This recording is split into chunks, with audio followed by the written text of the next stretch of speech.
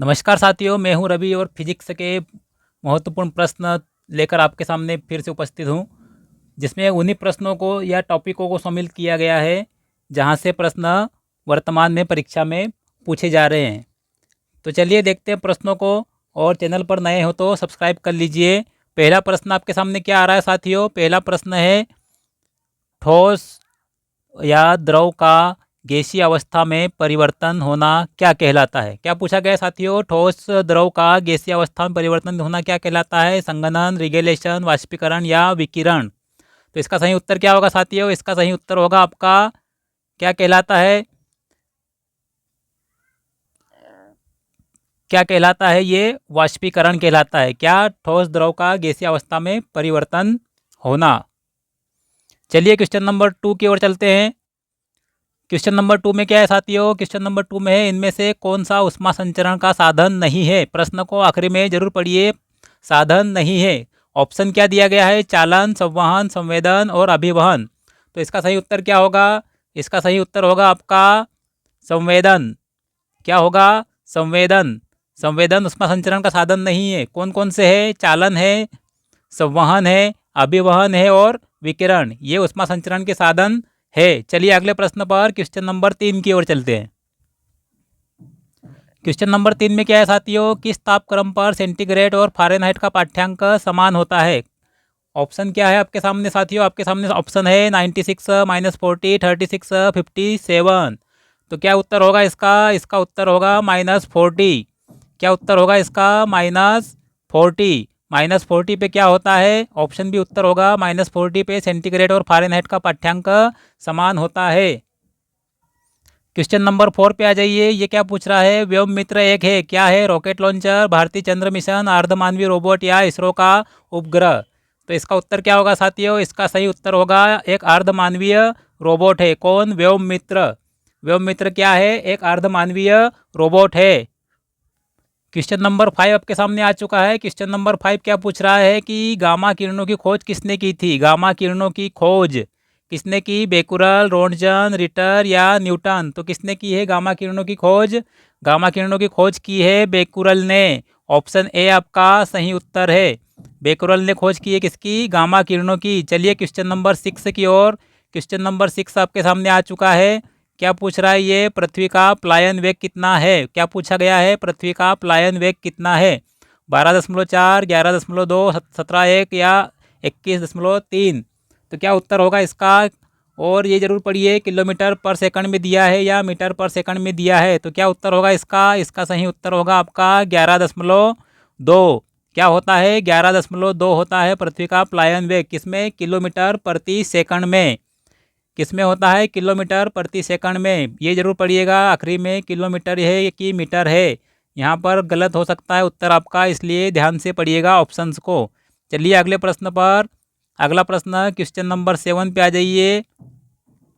Question number 7 में क्या पूछा गया आपसे? इनमें से कौन सा एक प्राथमिक रंग नहीं है? क्या पूछा गया है? प्राथमिक रंग नहीं है। ऑप्शन क्या है? लाल, हरा और नीला, मेजेंटा।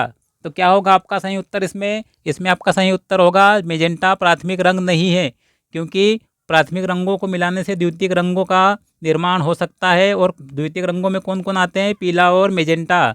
इसलिए आपका हाँ, लाल, हरा और नीला, ये 3 प्राथमिक रंग है। RGB, रेड, ग्रीन और ब्लू। चलिए क्वेश्चन नंबर 8 की ओर। क्वेश्चन नंबर 8 आपके सामने है साथियों। स्क्रीन पर आपकी भारत द्वारा छोड़ा गया पहला उपग्रह का नाम पूछा गया है। क्या था भारत द्वारा पहले छोड़े गए उपग्रह का नाम? तो ये नाम था आपका आर्यभट्ट। क्या नाम था? आर्यभट्ट। क्या उत्तर हो जाएगा आपका? आर्यभट्ट उत्तर हो जाएगा क्वेश्चन नंबर 8 का। ये था भारत द्वारा छोड़ा गया पहला उपग्रह। चलिए अगले प्रश्न पर आइए। क्वेश्चन नंबर 9 की ओर चलते हैं। इसमें पूछा गया आपसे, भारतीय अंतरिक्ष अनुसंधान संस्थान का मुख्यालय कहाँ पर है? तिरुवनंतपुरम में या बेंगलुरु, श्रीहरिकोटा या हसन में? कहाँ पर है भारतीय अंतरिक्ष अनुसंधान संस्थान का मुख्यालय साथियों? कहाँ पर है? ये है आपका, कहाँ पर? ये आपका है बेंगलुरु में। ऑप्शन बी आपका उत्तर होगा, बेंगलुरु में है भारतीय अंतरिक्ष अनुसंधान संस्थान का मुख्यालय। क्वेश्चन नंबर 10 पे आइए। वही टॉपिक आपके सामने आ रहे हैं जहाँ से प्रश्न पूछे जा रहे हैं। इसमें क्या पूछा गया है, समुद्र की गहराई मापने में प्रयुक्त यंत्र है, क्या है, काइमोग्राफ, फेदोमीटर, हाइड्रोमीटर या पायरोमीटर। तो आपका सही उत्तर क्या होगा, आपका सही उत्तर होगा फेदोमीटर। फेदोमीटर है क्या, समुद्र की गहराई मापने में प्रयुक्त यंत्र। क्वेश्चन नंबर 11 देखिए। इसमें क्या पूछा गया है, बिजली बल्ब का तंतु किससे बना होता है, नाइक्रोम, टंगस्टन, एल्यूमिनियम या जिंक। क्या पूछा गया है, बिजली का तंतु बना होता है, और ऑप्शन क्या है आपके सामने, नाइक्रोम, टंगस्टन, एल्यूमिनियम या जिंक। तो किसका बना होता है बिजली का तंतु, इसका राइट आंसर होगा आपका टंगस्टन, ऑप्शन बी, टंगस्टन का बना होता है क्या बिजली बल्ब का तंतु। क्वेश्चन नंबर 12 पे आइए। फ्यूज किस सिद्धांत पर कार्य करता है, फ्यूज के बारे में पूछा गया है, ऊष्मीय प्रभाव, चुंबकीय प्रभाव, ये रासायनिक प्रभाव या प्रकाश प्रभाव। तो किस प्रभाव पर या सिद्धांत पर कार्य करता है फ्यूज। इसका सही उत्तर होगा आपका ऊष्मीय प्रभाव। किस पे कार्य करता है, ऊष्मीय प्रभाव, ऑप्शन ए आपका सही उत्तर होगा। क्या उत्तर होगा, ऊष्मीय प्रभाव।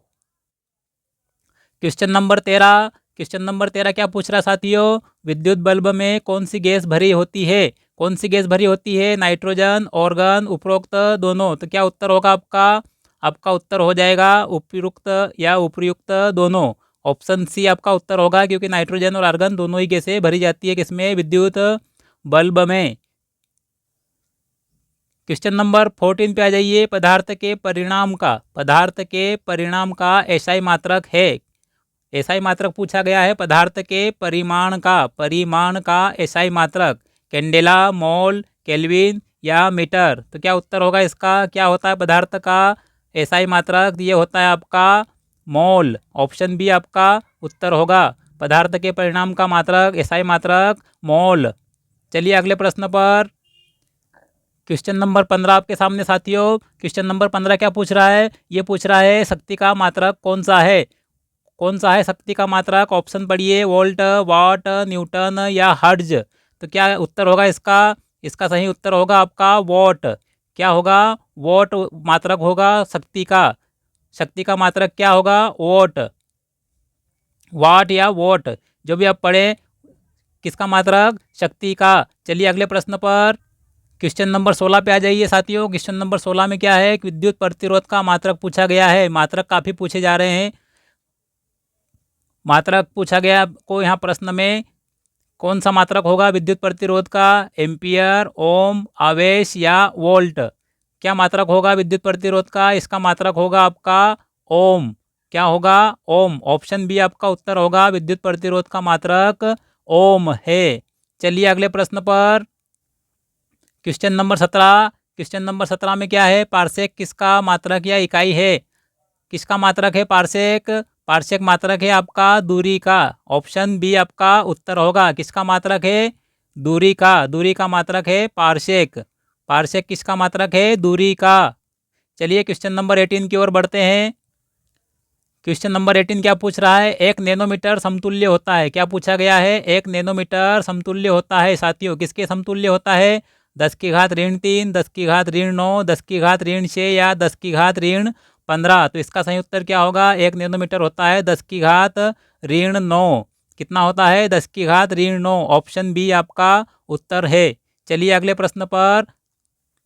क्वेश्चन नंबर 19 क्या पूछ रहा है, तरंग दैर्ध्य का मापन किया जाता है किसमें, एम्पियर, ऑंगस्ट्रॉन, हर्ट्ज या ओम।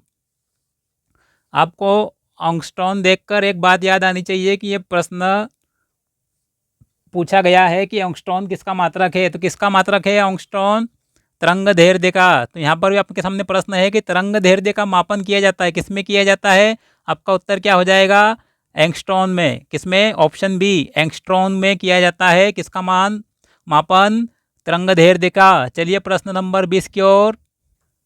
प्रश्न नंबर 20 में आपके सामने है, एक हर्ष पावर में कितने वाट होते हैं, कितने वाट होते हैं एक हर्ष पावर में, 250, 746, 840 या 651।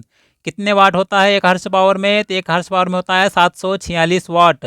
क्या उत्तर होगा आपका, 746 वाट, ऑप्शन बी आपका उत्तर होगा। चलिए क्वेश्चन नंबर 21 की, क्वेश्चन नंबर 21 में क्या है साथियों, क्वेश्चन नंबर 21 में है दाब का मात्रक क्या है, दाब का मात्रक पूछा गया है। दाब का मात्रक क्या होता है, पास्कल, ऑप्शन बी आपका उत्तर होगा। पास्कल होता है दाब का मात्रक। क्या होता है? ऑप्शन बी आपका उत्तर होगा, पास्कल होता है दाब का मात्रक। चलिए अगले प्रश्न पर। अगला प्रश्न है आपके सामने, गैल्वेनोमीटर एक है। क्या है गैल्वेनोमीटर? गुरुत्वीय त्वरण मापक है, विद्युत धारा मापी यंत्र है, सापेक्षिक आर्द्रता मापी है, वाष्पीकरण मापक है। तो क्या है गैल्वेनोमीटर? गैल्वेनोमीटर एक विद्युत धारा मापी यंत्र है। आपका उत्तर हो जाएगा विद्युत धारा मापी यंत्र, ऑप्शन बी। कौन? गैल्वेनोमीटर क्या है? विद्युत धारा मापी यंत्र है। क्वेश्चन नंबर 23 आपके सामने, जल्दी जल्दी से आ रहे हैं प्रश्न साथियों। क्या है क्वेश्चन नंबर 23? हृदय की गति को रिकॉर्ड करने वाला उपकरण है। कौन सा है? क्रोनोमीटर, कार्डियोग्राफ, कैथेटोमीटर या साइक्लोट्रॉन। तो क्या उत्तर होगा इसका? इसका आपका उत्तर होगा कार्डियोग्राफ। क्या उत्तर हो जाएगा? कार्डियोग्राफ है। किसको रिकॉर्ड करता है ये? हृदय की गति को रिकॉर्ड करने वाला उपकरण या यंत्र है। कौन? कार्डियोग्राफ। क्वेश्चन नंबर 24 देखिए, दूध का घनत्व मापा जाता है। किसमें मापा जाता है? इजी क्वेश्चन होगा, लेक्टोमीटर में। किसमें? लेक्टोमीटर, ऑप्शन बी आपका सही उत्तर होगा। मैनोमीटर में क्या मापते हैं? कमेंट करके बताइए। टेकोमीटर क्या है? और पायरोमीटर, ये इस तरह के मीटर पूछ लिए जाते हैं परीक्षाओं में। अब यहाँ पर आपका उत्तर क्या है? दूध का घनत्व मापते हैं लेक्टोमीटर में। चलिए अगले प्रश्नों की ओर। फिर आपके सामने है यंत्र, कौन सा? स्फिग्मोमेनोमीटर। स्फिग्मोमेनोमीटर यंत्र से मापा जाता है किसको? श्वसन दर को, ध्वनि गति, रक्तदाब या इनमें से कोई नहीं। तो इसका सही उत्तर क्या होगा आपका? इसका सही उत्तर होगा रक्तदाब, ऑप्शन सी आपका उत्तर होगा रक्तदाब। रक्तदाब किस में मापते हैं? स्फिग्मोमेनोमीटर, आप लोगों ने देखा होगा डॉक्टरों के पास में। चलिए अगले प्रश्न पर।